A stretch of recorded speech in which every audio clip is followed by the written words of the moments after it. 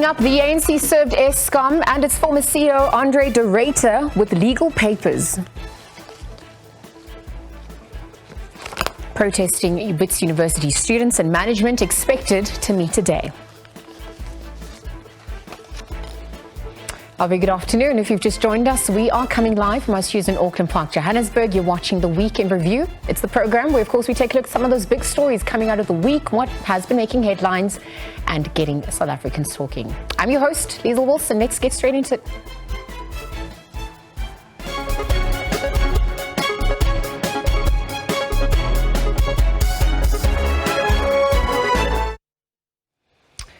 Well, let's start things off. The ANC has served Eskom and its former CEO, Andre de Ruyter, with legal papers. Party Secretary General Fikile Mbalula says they have 7 days to respond. De Ruyter recently claimed in a television interview that the governing party had treated Eskom as a feeding trough. He further alleged that a high-level politician is behind the looting at Eskom. We did follow on de Ruyter. We served papers on Eskom and de Ruyter. When was it?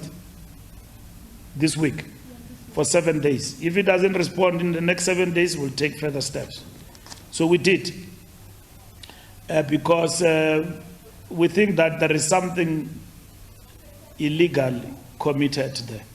We don't care whether the person who's mentioned, whoever they are, they must stand for their sins. The ANC as a political party in the result has not given anyone mandate to go and mess up with the CEO of Eskom. We have not.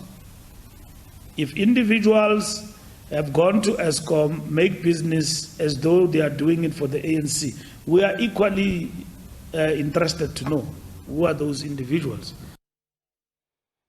Presidency spokesperson Vincent Magwenya has clarified concerns over President Cyril Ramaphosa's health. He has denied reports that the president has postponed his cabinet reshuffle due to ill health. Magwenya has also warned against the spreading of rumors over when President Ramaphosa will announce changes to his executive. Unfortunately, it's a bit of a gross exaggeration to say the president is unwell. On Tuesday, he had a minor cold, which did not prevent him from proceeding with his duties. As you saw, he hosted his Ugandan counterpart, President Museveni, and he continued with his duties throughout the day. So it's just been a minor cold. It's not something that will have prevented him to fulfill any of his duties. Must also correct the rumor that there was an announcement that he was due to make yesterday. There was never such an announcement. Should there be an announcement, we will advise in time that there will be an announcement. So it's just a bit of speculation, as you've said, and rumor mongering on overdrive at the moment. Other news making headlines this week. David Mabuza's resignation as deputy president has left the country without a second in command.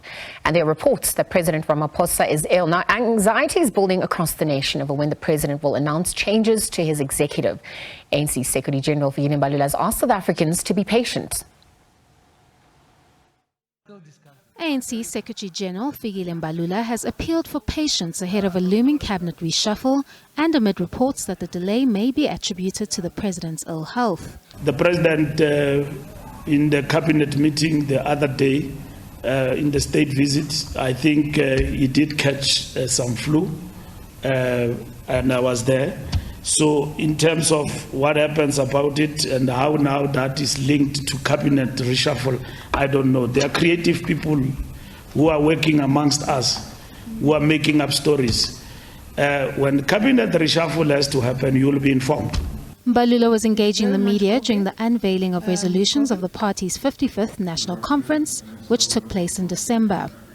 The imminent cabinet reshuffle took center stage during the briefing. This follows the resignation of Deputy President David Mabuza, which according to Mbalula put pressure on the process. That then put pressure, a little bit of pressure on the process so that we make, the president make announcement. Because the Deputy President occupies a very important position in Parliament, government business. So if that post is left open for the longer period, it has got implication in the legislative program of action of governance. And the President is aware of all of these things. Despite growing speculation on the looming reshuffle, the President is yet to announce anything on the matter. Kenny Mapanga, SABC News, Johannesburg. Meanwhile, the presidency says that the Constitutional Court's dismissal of President Cyril Ramaphosa's bid for direct access to challenge the Section 89 report into Phala Phala is not a blow to the president. Following the ruling, the presidency states that the head of state will consider the options available. The president launched a review of the independent probe led by former Chief Justice Andile Ngcobo, which found that Ramaphosa may have a prima facie case to answer following the theft of money from his Phala Phala farm in 2020. The presidency states that the president has options following the Apex Court's dismissal for direct access to challenge the Section 89 independent probe that made adverse findings against him in connection to the robbery on his Limpopo farm in 2020. That judgment is what I will call, deals with what I will call a procedural matter with respect to the president seeking direct access to the Constitutional Court. That judgment does not pronounce on the merits of the case. So you are now going into the actual substance of the matter. That judgment just says there is no case for the ConCourt to be petitioned directly. And I think we should put that into context and understand it. I've heard some of your colleagues saying it's a blow to the president. It's not a blow to the president. What will happen now, the legal team will convene and map the way forward and consider the options going forward. The Apex Court concluded that no case had been made for exclusive jurisdiction or direct access. The main application and the intervention application were subsequently dismissed. However, the order did not delve into the merits of the president's case. ATM's Vuyo Zungula, however, argues that this order means that the Phala Phala independent panel report still stands. Therefore, what that effectively means is that there is no legal grounding for Mr. Ramaphosa to say that report is legally flawed. That report still stands, and that report still says that there's a serious case to answer. And up until that case has been answered, we as the ATM, including all South Africans, must not rest. Meanwhile, the EFF has also welcomed the Constitutional Court ruling and is further demanding that the Speaker of Parliament, as a matter of urgency, puts in place mechanisms and resources for Parliament to investigate the Phala Phala saga. Parliament did not adopt the report. However, investigations into the matter by the Hawks and the Public Protector are yet to conclude. Kenny Mapanga, SABC News, Johannesburg. Well, analysts say the election of Cope's Dr. Murungwa Makwarela as Tshwane mayor was a shocker. The numbers favoured the Democratic Alliance Cilliers Brink for the position. The DA has led the Metro for a controversy-plagued 7 years. The city of Tshwane is a shadow of its former self. Both suburbs and townships, rife with potholes, shoddily maintained parks, unemployment and crime soaring. Residents had varied reactions to the election of Cope's Murungwa Makwarela as mayor. I want him to reduce crime and the problem for electricity. Fix the water pipes because you'd get leakages in the middle of the street randomly. DA after 7 years, I direla selo. Can now Dr. Makwarela can change things. Agar direla mohola. The DA took the reins of the capital city in 2016 after local government elections. Its mayor Randall Williams resigned last month ahead of a motion of no confidence against him. The multi-party coalition was unceremoniously ousted on Tuesday evening when Makwarela was elected. Analysts say the new mayor will be at the mercy of the ANC and EFF, which put him in charge. The mayor will be vulnerable because he did not put himself there in power. There are various political structures that put him in power. The DA says it will take action against DA members who voted against the party line. A beaming Makwarela, meanwhile, has promised to prioritize service delivery and accountability. This is nothing to celebrate about. We are in distress, and most importantly, we are concerned that the residents of the city are so much in need of service delivery. So we will be consulting with ourselves, with other political party leaders in council, and not only those who voted for me, including those that I used to work with, because they have amassed a bit of some experience as well. If you look at the numbers, we should have had 108. We had 101, which means there are 7 traitors. Our mission is going to be to identify those traitors, to eliminate them, to come back and to fight. So the puppet mayor who's been installed in this chair, who's going to be pulled hither and thither in the next few days, mustn't become too comfortable. The deck has been dealt in a topsy-turvy election. With the mayoral committee yet to be announced, will it be equal to the task of quick and efficient service delivery, or will the cards have to be redealt?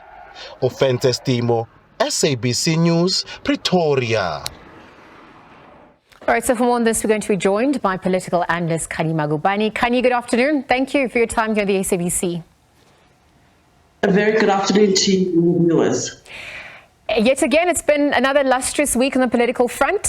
Lots to get through. Perhaps we can start off with the resignation of Didi Mabuza as deputy president.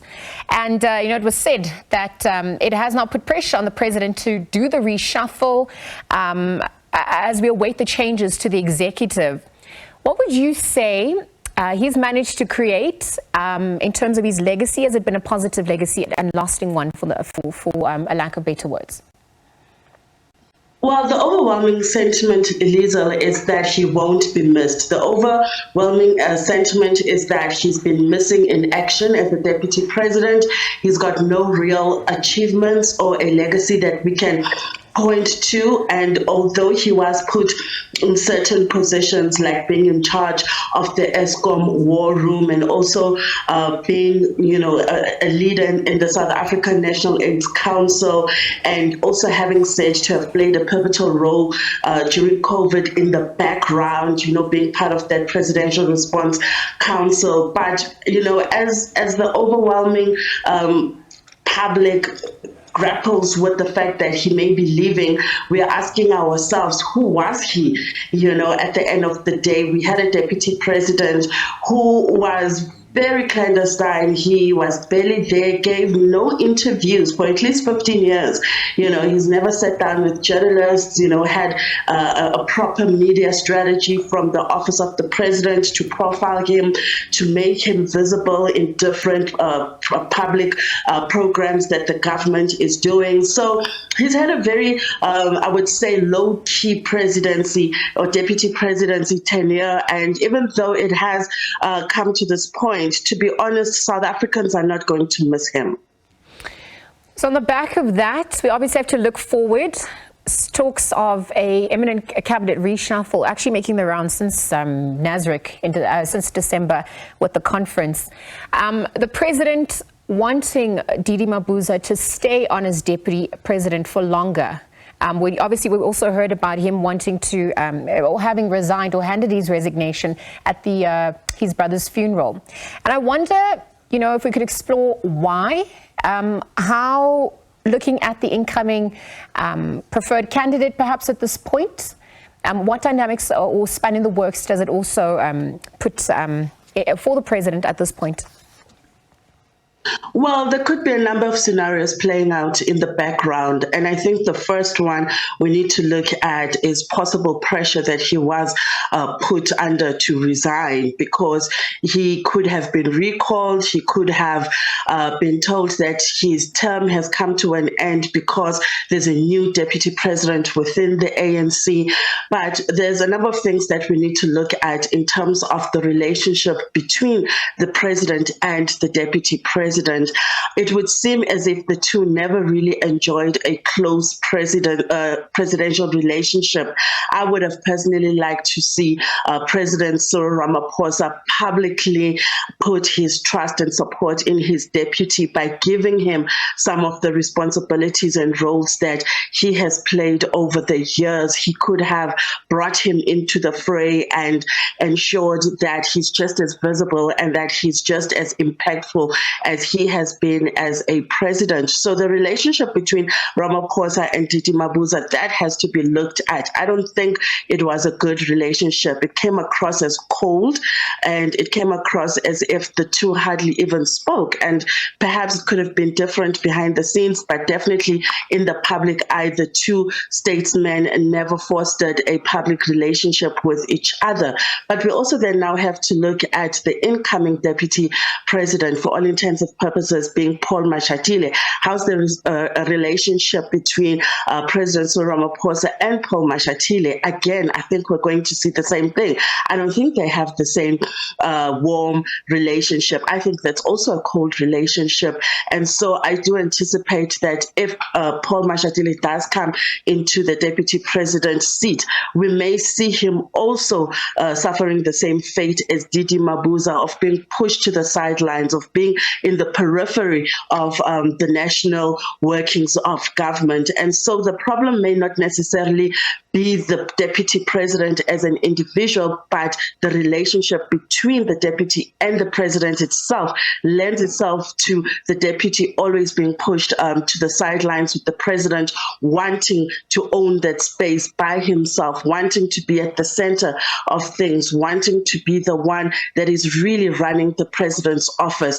And so I don't think it matters whether it's Paul or Didi Mabuza. I think both men will suffer the same fate because of the type of president that we have, who doesn't seem to want to share the spotlight with his deputies. Thank you for those sentiments. Another story we obviously saw was the election of the Tshwane mayor. Some analysts expressing the election of COPE's Dr. Murungwa Makwarela as a shocker. And what's your take on this? Can anything shock us at this point? I don't think anything can shock us at this point. It's the same as City of Johannesburg. We saw the Al Jama representative coming into the mayoral role, and that was a shocker in itself, because what we're seeing are little known individuals who seem to have no political credibility, who have probably just started in politics and have managed to make it into the provincial legislatures in Tshwane and in the City of Johannesburg. And because of the coalition infighting and how the political parties are moving around their sense of support, we've now seen somebody who's seen as a less, what's the word I'm looking for, a less threatening position. He's coming from COPE. We know that COPE also has its own serious internal battles that they are fighting. And we'll all remember that in battle, the press conference that they had, where a number of COPE members stormed that press conference and wanted to stop it because they felt that the people who were convening that press conference had no mandate to do so. And so he's coming from an embattled party, Dr. Makwarela, and he's coming off the back of the support of EFF and ANC. And the DA has also said that it's going to investigate which of its members were part of that structure or that agreement to ensure that they are putting the COPE individual forward. It's interesting times, Liesl, and this is the main problem I continue to have with coalitions, that the legislative framework, because it's so poor, in its development of coalitions in the country, we are going to see different people coming in, people with no experience, people with no credibility, people with no real knowledge of how to run municipalities, let alone cities, coming into those positions. And the question, and the most important question, is, will this translate into better service delivery for the citizens of Tshwane? This remains to be seen. Absolutely, better service delivery, and I think that is definitely what the residents are obviously looking for. I just wonder, in terms of the dynamics that got there, COPE insisting the new mayor of Tshwane will not be a proxy for the ANC and the EFF. How would you weigh in on that, considering that, he was voted in by those respective parties? In the same breath, in light of this election, we also heard a clip from the DA and Action SA, vowing to hunt for the councillors who backed the ANC and the EFF in Tshwane. How do you assess those dynamics? I don't trust anything politicians say, okay? As much as they say that he's not a proxy for the ANC or the EFF or even the DA members that put him into that position, but the reality of the fact is that he is, because on their own, COPE had no ability to pull off such a move without the support of the ANC, of the EFF, of the rogue members of the DA. So he does have a responsibility to represent their interests. And what that will mean is that he will not be in a position to go against whatever they decide. And it's a very precarious position that he finds himself in, because I'm sure Dr. Makwarela will want to make his own stamp to be felt as the new mayor, but I'm not sure how much power he actually has to be independent, to make his own decisions, or to have a final say as the mayor in terms of decisions that are made in council. I'm not sure if he actually has any real power. Some say that it's just a ceremonial position, that the real people with power are the ones behind his backing, and that remains as the ANC, the EFF, and the DA. So we're going to see how he's going to maneuver that. He knows what he's doing. He's a politician, but he's an inexperienced politician. We've certainly never heard of him before now. And so, if anything, we may even see another change of power if the EFF and the ANC feel like Dr. Makwarela is not singing to their tune. There's nothing stopping them from pulling out of the current agreement of what he has to achieve, in favor of him becoming the mayor. There's always a condition. There's no such thing as a free lunch in politics. He has to do what his backers say. Kani, running out of time, I just want to quickly get your thoughts on this imminent reshuffle that have, been floating around the corridors. And I wonder, how you'd weigh in on that. We're expecting a Minister of Electricity. One is to question, which leaders are in and out. There's performance reviews that are, we're looking at consequence management of those perhaps who haven't come to the party yet. Just in conclusion, what are you expecting on that front? I'm expecting the new MPs that have been sworn in recently, Kotongwane, Paul Mashatile, Sihle Zikalala, and Pakstau, to definitely feature in that new cabinet that will be announced very soon. As to which positions they're going to take, one can only wait, and it remains to be seen. There are many views that Gwede Mantashe may be made Minister of Electricity, or he may be moved out of the energy portfolio into that portfolio of Minister of Electricity. Other colleagues that I've spoken to have said that perhaps somebody like Sihle Zikalala may come in as a very strong Cyril Ramaphosa ally. He may be put into that position because it has been created within the president's office. But whoever does ultimately end up in that position is going to be a Ramaphosa ally, because Ramaphosa is invested in ensuring that the energy crisis in this country is brought to some type of control, because it's also very close to the elections, and he needs to show that he has done something significant to turn the situation around. Thank you so much for your time. Kani Magubane, political analyst, weighing in on some of the top stories making headlines this week. In fact, another story making headlines, President Cyril Ramaphosa being hauled to court yet again, this time over load shedding, a crisis that has negatively impacted the lives of many South Africans with no clear end in sight. The United Democratic Movement and others have turned to the High Court for relief. SABC News reporter Kani Mapanga filed this report. I can't cook at home. I can't do anything. I mean, it's dark all the time. My fridge is defrosting. I can't charge my cell phone. Now and then you have to go buy petrol just to operate during the day. At night as well. Safety as well. It's becoming impossible to actually try and plan out your day. I mean, just today I had to take off early so I could get home in time to do laundry, because you only have an hour. And even during that time, when there isn't load shedding, it's still unstable. With rolling blackouts continuing unabated in the country, the cries of South Africans have grown louder and louder. This despondency with the energy crisis has resulted in a court action launched by the United Democratic Movement and others against President Cyril Ramaphosa and government. In papers filed before the Gauteng High Court in Pretoria, the applicants submit concerns over the human cost of load shedding and argue for the mitigation of its effects on basic, constitutionally entrenched fundamental human rights. The applicants argue that certain sectors of society, such as public health establishments, public schools, electronic communication networks, police stations, and entities responsible for the provision of water, as well as micro and small businesses, amongst others, should be exempt from load shedding. One of the applicants, Lukhona Mguni, states that this case is about practicalities, not semantics. Practically, the national government is responsible for electricity generation in this country through Eskom. The municipalities that the president seems to be deferring to do not build power stations. Power stations are built by Eskom. Of course, now we do have different metropolitan municipalities making considerations on how to generate their own electricity, and that has partly been prompted by crisis. The president, in a responding affidavit, however, says that none of the respondents cited have a constitutional obligation to supply electricity. Spokesperson to the president, Vincent Magwenya, says that this responding affidavit cannot be read in isolation. Addressing a media briefing, Magwenya said the following on the president's response to the applicant's contention that the national government instruct municipalities to take certain action around load shedding.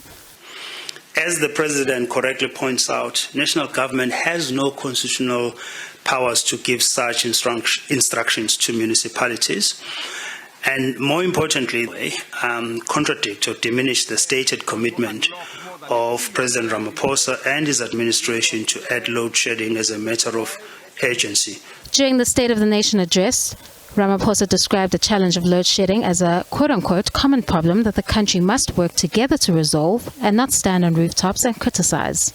Now, in considering all these matters and the crisis that we are in, the National Disaster Management Center has consequently classified the energy crisis and its impact as a disaster. We are therefore declaring a national state of disaster to respond to the electricity crisis and its effect. Kani Mapanga, SABC News, Johannesburg. Parliament is likely to only know the true cost of the restoration and reconstruction of its gutted buildings in December. The complex was extensively damaged in a fire in January of last year, where National Assembly Speaker Nosiviwe Mabisa-Ngqakula and Secretary to Parliament Xolile George have briefed Parliament's Financial Management Oversight Committee, in fact, on the restoration of that particular project. Parliament is set to hand over the site to the development agency, the Development Bank of Southern Africa, on Monday. This will allow the process of rubble removal to begin. An assessment will then be undertaken to determine the scale and cost of the restoration of the burnt buildings. The refurbishment project is planned to be completed in 24 months, with a period of 6 months that deals with snagging, as well as the liability phase for any other matters that may happen. 2 billion rand has been set aside to fund the restoration project, but there are also unforeseen costs in the interim. There are unforeseen expenditures that are occasioned by the absence of operating facilities. In that regard, we need to operate on-site, off-site, hybrid, including the destruction of broadcasting capability of Parliament that has been impacted. So Treasury allocated an additional 118 million rand to enable Parliament to do remedial work. Some MPs have urged that there should be no runaway costs. With a figure of 2 billion rand, one would assume that that would be more or less a set in stone price. So if there is going to be more than 2 billion rand, it is a concern for me. In infrastructure or in construction, this is where we tend to lose a lot of money. Soon as jobs have commenced, we then get escalation. We didn't realize this will happen and that will happen and all those things. Once rubble is moved out and the project scoping in terms of heritage requirements, as well as modifications that we need to make sure that the chamber is all-encompassing in terms of capacity, may as well variable lead to higher cost, or may invariable result in containment within the 2 billion. That can only be confirmed when detailed designs in terms of work package number 3 outlined in slide in the roadmap is actually confirmed by the agent. Parliament has also denied that it's dragging its feet to complete the project, saying the institution was a crime scene until June last year and the budget allocations were announced in October last year. No work could have begun before a budget allocation had been done, whilst negotiations were on between ourselves and National Treasury and DPWI. No work could have been done.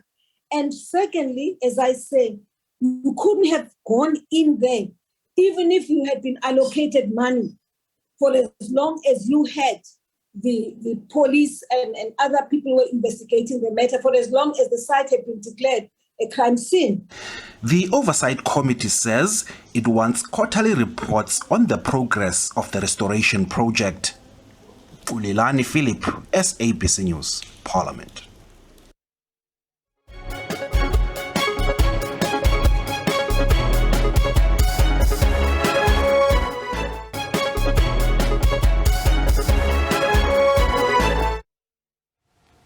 Welcome back. The Week in Review with myself, Hazel Wilson, continues. Other news making headlines this week. Zenzile Miriam Makeba, well, also known as Mama Africa, would have turned 91 today. She was born on the 4th of March in 1932, passed away in the year 2008. Perhaps for more on this, we're joined by Verimbele Gasompisi, is an essayist, co-founder of the Black Power Front and Mutapa Dialogues. We're also going to be joined by Lindilani Makeba, grandson of Mama Africa. A very good afternoon to the both of you. Thank you for your time here on the SABC. Thank you for being part of this storytelling. Thank you. Thank you very much. Lindilani, let me start with you. Perhaps understand where we're going. We have to know where we come from. And today marks her 91st birthday. What comes to mind? What are some of the fondest memories you have about her? Well, I just got a few fond memories with that quote over there. She used to love saying that. Honestly, I think about so many different things. It's a little bit overwhelming. There's so much to think about in terms of who she was as a person privately, who she was as a person publicly, who she was as a person socially, politically. And I find myself reflecting not only on everything that she had done, but everything she had set out to be done after her passing as well. She just had the type of mind that would never stop planning, would never stop looking for a way forward, not only for herself, but more specifically for the people around her. And to this day, I think we still feel that. Yeah, absolutely. Really, let me bring you into the conversation. Lindilani spoke about, we have to look at her as a holistic human being. She exists in different spheres, politically, socially, privately. The fact that she was a UN Goodwill ambassador, a humanitarian, known, revered for her authenticity, her bravery, and her fearlessness. What do you think her legacy encompasses to date? Not only for Africa, perhaps the world over. Thanks, Liesl, and special greetings to Lindilani. This is such an important conversation, right? Because I think Ugogo Zenzile is one of the most important Black icons of the 20th century, not just for South Africa, but for the globe. This is such an important conversation. And although she is overwhelmingly, projected as an artist, musician, composer, and performer, right? But the sum total of her work, if studied correctly, positions her as more than that, right? That she's in my view, she was a revolutionary internationalist. And that would mean that even though she was a native of South Africa and Africa, she concerned herself with the oppression of people globally. And she used her gift, right, to express the pain, the sorrow, right, of all the oppressed people in the world, right? But not just that, right? She also risked, right, her own well-being, her life, her safety, for the struggles of other people. And I'm always argue that to just reduce her, to an artist, a musician, and a performer, which she was an exceptional one, would actually be to do a disservice to her, because she was more than that. And this comes from her deep sense of justice, right? And her selflessness. I think that's what led her to become what I describe her to be, a global revolutionary internationalist. Yeah, she actually, as you spoke about, her life's work, perhaps conscientizing the world about Africa, having the world story be completed by, adding that missing part about the proper narrative of Africa, restoring our agency. There was a speech that she made at the United Nations GA back in 1963, and I think the question is how much of what was spoken back then, still relevant for today in our lives, perhaps as we reflect on her 91st birthday.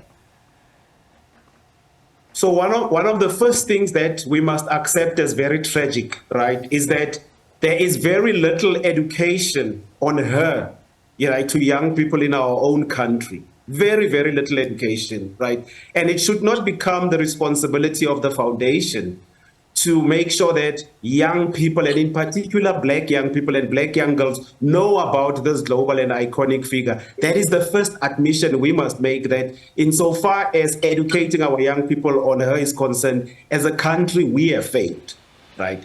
And that is, for me, my own view. When you just look at the sum total of her work, like I've said.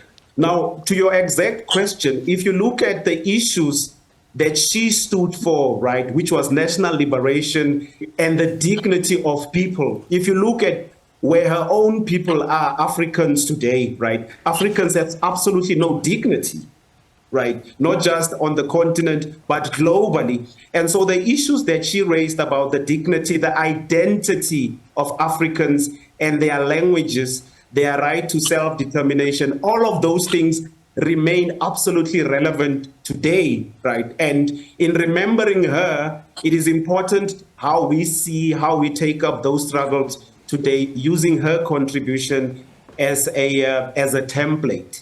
Yeah, Lindy, Lani, let me bring you back into the conversation, because just on the sentiments echoed by Veli, about how she managed to restore, Africa's dignity and identity, establish that.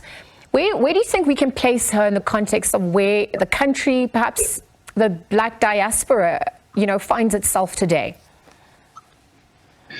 It's a very interesting question, and I think it's something that us as South Africans, as academics, as historians, as human beings need to really study. I believe that the impact that she made culturally is something of note. If you observe the time frame between when she entered into America, this was during a time where the civil rights movement was very ripe. And she found herself in the middle of various movements, various mentalities, various philosophies, and all she would do was simply be herself and do what she felt was right. Ironically, this inspired so many people in ways that I don't even think she could foresee. This went from every sense. We could look at this politically. We could look at this in terms of one's mindset. We could even look at this in terms of fashion. We saw many more Africans throughout the diaspora comfortable and proud to represent who they are in every facet, in everything. And I think having an individual, an example, such a powerful woman stand there and remind us that we should not feel any shame. If anything, we should feel pride, and we should fight to find a place for ourselves as a people, as a human race, if anything. I think it's something that speaks to us. It speaks beyond status. It speaks beyond creed, beyond gender, beyond race, beyond orientation. And that's something that all of us, I truly believe, have within us as some sort of innate calling understanding. This is what she spoke to. This is what we all related to, whether it was expressed musically, whether it was expressed through her amazing cooking, whether it was expressed just in conversation. I think what we need to do right now is maybe take a page out of Brother Veli's book and re-educate ourselves, not only on her, but on the many icons that come from us, because this gives us an opportunity to not only admire them, revere them, and remember them, but remember that we have this ability within ourselves. So this is a very emotional moment. This is a very exciting moment. And I feel that we have an opportunity right now to build a relationship not only with Mama Africa, but with the rest of the continent and the world through Mama Africa.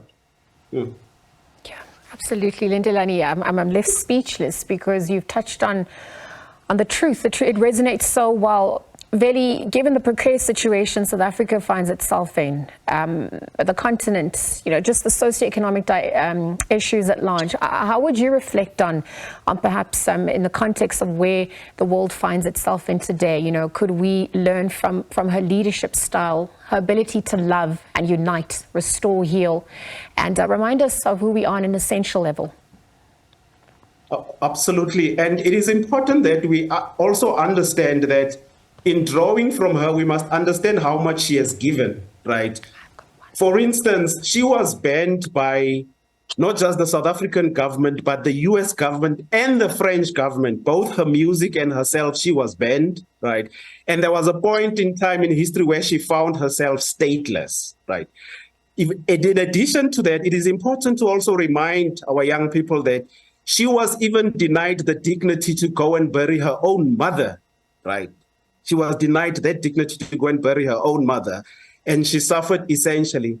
And even losing her daughter, Usisbongi. Now, all of that, in spite of all that she has suffered, she continued, she spurred on, and she continued to be a voice for the voiceless, right? In spite of how much was taken away from her personally.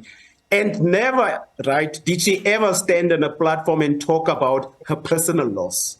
She never did that, right? Mm. And she carried that pain and trauma with her, right? Yes. So we owe her an incalculable debt of gratitude. And one of the things we must do is that we must go back to the basics in her honor. And what are the basics? For all of us to learn, right, that we need to serve our people and our communities with honor, respect, and dignity. And that leaders, right, of today, the one lesson they should learn from her is humility, because that is the one thing that we must today. Our problems as a country are not insurmountable, but the difficulty that most of our leaders face, right, they seem to emulate wrong examples. She is a model, and she can help us get through this dark period as a country. No. Yep. It's so actually sad that we have to condense 91 years into a few minutes to really discuss her life and legacy. In the interest of time, I want to thank you both for sharing those fond sentiments about her. Lindelani or Veli, I'm not sure who could actually answer this, but obviously today, she would have turned 91. I wonder if there's any celebrations, just very quickly, planned in her honor. What more could we be doing to uphold her legacy? Remember her sacrifices, and may her as her spirit lives on. Well, there will be a performance on the 18th of this month at State Theatre in honor of Mama Makeba and Makeba Month. There will be various ladies who will be performing. We're focusing specifically on our mothers and the sisters who have contributed artistically. And I think it'll be a great opportunity for people to share, to remember, to rejoice. My mother, Zenzi Makeba, will be performing along with a beautiful list of many other artists. I think it will be worth anybody's time who does have the time. And for those who do want to get involved in the various initiatives that she left, please visit miriammakeba.org. You'll find out pretty much everything that we're doing, specifically the Miriam Makeba Fund, the Miriam Makeba Center for Girls, rather.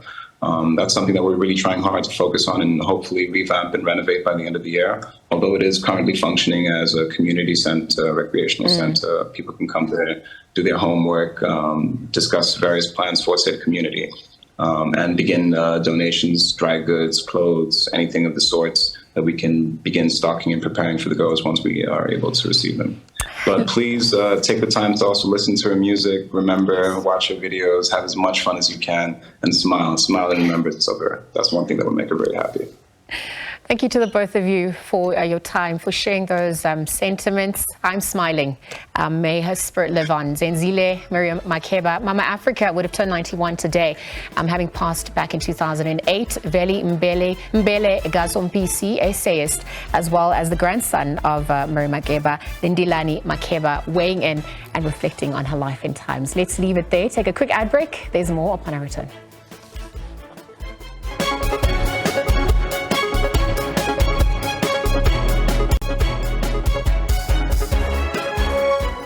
Welcome back. Let's continue with more news now. Protesting Wits University students and management are expected to meet today. Students have been protesting since Tuesday, demanding that all those who owe the university less than 150,000 Rand, in fact, be allowed to register for the academic year.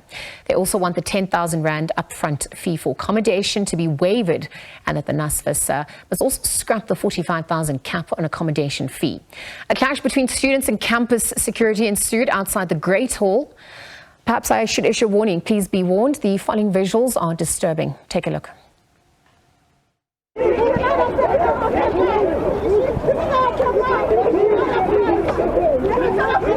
Students are trying to get in. We are fighting for your kids, and you're pushing me off my campus. These are criminals. Registered students. We are fighting for your kids. That was where students aligned to the EFF Student Command had been protesting this morning, blocking off the entrance, sitting on in front of the entrance, not allowing cars to come in and out of the premises here at Wits University. That's when the scuffle broke out between the security here at the university as well as the protesting students. The protection service, while they remain on the other side of the gate, these students are adamant that they want to go in here, and they're not going to allow the security to prevent them from doing that. That is the current situation at this stage. This is the deadlock we've been speaking about. The Wits University is saying now they won't open the door. So Wits likes killing people. In 2021, someone died because of Wits' arrogance. So right now, Wits is saying they'd rather be a stampede, they'd rather be someone being injured rather than them opening. If they will want to hire 10,000 bouncers, then 10,000 students will come. If they hire 40,000 bouncers, 40,000 students will come. This fight is bigger than Wits. This fight is a fight. That's why I'm even calling, I'm pleading to the rest of the South Africans to say that our mothers, our fathers, our brothers, our sisters go to the streets. I think they might be inside the premises. And then students marched through the Braamfontein CBD and managed to gain entrance at one of the gates and forced their way. The situation extremely, extremely dangerous right now as more stones are being thrown. Take a look at these live pictures from Wits University. It's a bit volatile at this stage. More stones being thrown. We must apologize to our viewers. There is some blood that is here on the floor, indicating that there are some people who have gotten hurt here. This is where the scuffle had taken place, and this is where some of the stones had been flung from. This is where the security services were. But we must apologize to sensitive viewers for showing this blood, but this is as a result of the altercation that took place here between the security services as well as the protesting students. This is the first time that police have been brought in to try and bring the situation to calm. Have you managed to calm the situation? We have managed to calm the situation. Now I've already spoken to the police that we will control, everything will get under control. Wits University is committed to trying to support students as far as possible, and this is why we're trying to address some of the national issues with which we live after so many years. We've shown restraint in the face of student protests, but we condemn the acts of intimidation and the destruction of property. This as students have vowed to continue with the protest action. Griselda Lewis, SABC News at Wits University in Johannesburg. So other news making headlines, South Africa's unemployment decreased in the fourth quarter of 2022. Stats SA data showed that unemployment declined by 0.2% rather to 32.7%. So the survey shows almost 170,000 jobs were gained between the third and fourth quarter. The fourth quarter employment numbers have been boosted by seasonal employment during December. Unemployment in the country is coming down for a fourth consecutive quarter. The largest increase in employment was recorded in finance, followed by private households and trade, while decreases in employment were recorded in the government, construction and agriculture industries. The number of unemployed persons increased by 28,000 to 7.8 million in the fourth quarter. Statistician General Risenga Maluleke says despite some employment gains, employment levels remain below pre-COVID levels. We were sitting at 16.4 million jobs before COVID. We still haven't recovered to that. We are now sitting at 15.8 million jobs. So we are still about 600,000 jobs short to be where we were when we were hit by COVID. This is the reality that many South Africans live with. These men gather at this street corner in Johannesburg every day, hoping to get a piece job to be able to support their families. Some say they walk at least 2 hours from where they stay to get here in the mornings and another 2 hours back to get home. With skills ranging from building, tiling, painting and electricians, they say they are lucky if they get one piece job that pays 300 Rand in a week. I try to look the job, but I don't get it. Maybe I work 1 time in a week. It's too difficult, very, very difficult. 350 getting from the 27 or 28. Since from 1 to 25, you're gonna know nothing in your house. Someone is need a man from the rent. Employment prospects remain depressed as a result of the weak economic growth, made worse by the rolling blackouts. We are going to see, some more job shed, in the first quarter of this year, given the intensity of load shedding that we are actually experiencing. There's been a lot of, stage 6 with most companies unable to actually produce, goods, with some firms actually opting to actually close around 1 o'clock, during the day. That just tells you that output gap is more likely going to actually widen, and we are going to see more firms actually letting people go, and that will definitely see some reverse in terms of unemployment rate. For this quarter, we might see unemployment number increasing again by 0.4%. Addressing the structural constraints like the electricity crisis and logistics challenges is seen as key to growing the economy and making a dent to the high unemployment. Gloria Safakomusi, SABC News, Johannesburg. While closing arguments on the trial of alleged child sex ring kingpin Gerard Ackerman will be heard on Tuesday in the South Gauteng High Court. The state has wrapped up its cross-examination, which argues that Ackerman lied on the stand and knowingly handed over underage boys to be raped by male adults. Ackerman faces over 730 charges, including possession of child pornography, rape and human trafficking. He was charged alongside senior advocate and acting judge Paul Kennedy, who is now deceased. Right, so other news. Parliament's Standing Committee on Public Accounts say the leadership vacuum at the SABC is crippling the public broadcaster. It follows a bombshell drop by SABC CEO Madoda Makeba, who way before the committee obviously said that he did not accept the delegated authority to be the SABC's accounting authority as required by law. He said that he had some reservations about assuming the role of accounting authority, a role normally played by the board. Take a look. SABC executives were once again sent packing by Scopa because there's no accounting authority at the public broadcaster. It's now 4 months since the expiry of the term of office of the previous board. The public broadcaster's chief executive officer explained why he did not take up the role. It says, taking note of the temporary nature of this appointment, you are advised not to enter into any new or major financial commitment. The problem with that, Chair, is that all our business plans in terms of operations, sales, and various aspects of the organization are by nature commercial, and it means that there would therefore need to be some financial commitment to be made. The Department of Communication and Digital Technologies, which represents government as the SABC's shareholder, told Scopa that it was not aware that Mxakwe did not accept the delegation of authority. It was a big embarrassment that I come here this morning under the impression that the designation has been made of the accounting authority, and there is an accounting authority, only to learn this morning when we are here.